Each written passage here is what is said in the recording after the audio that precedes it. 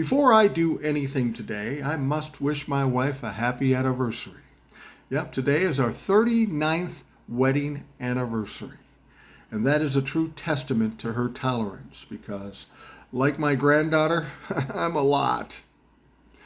It was a struggle for her, but she stuck in there. People will ask me, Mike, what's the secret to staying married a long time? And it boils down to one word. That word is perseverance.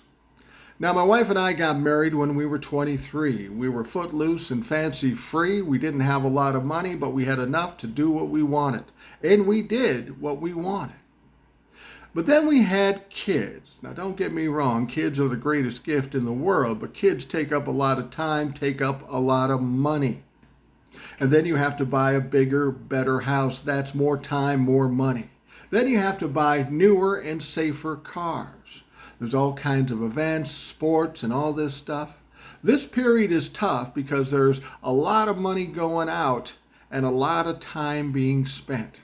And I will tell you this, no matter how rich you are during this period, every penny of what you make will go into covering those expenses.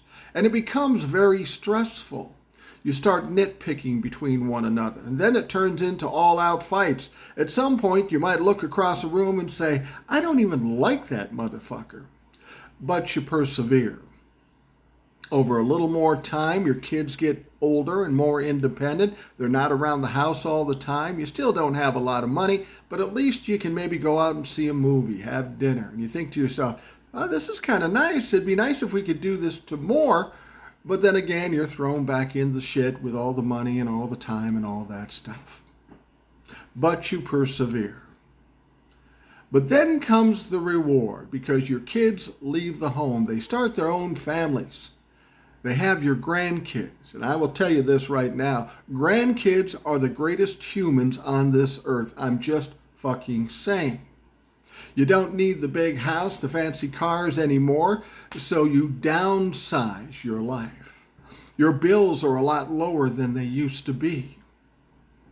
You decide to retire. Now you got all the fucking time in the world, and after all this strain and struggle, you look across at each other and say, now what? Well, when that time came for us, I went to my wife and I said, we struggled, we juggled all these years. Here's what we're going to do henceforth until we die. We're going to have fun, seek adventure, and travel, and stress over nothing. She looked at me kind of weird at first, but then she agreed. So that's what we do. It's like going back to the beginning, but we have more money, and my wife can't get pregnant.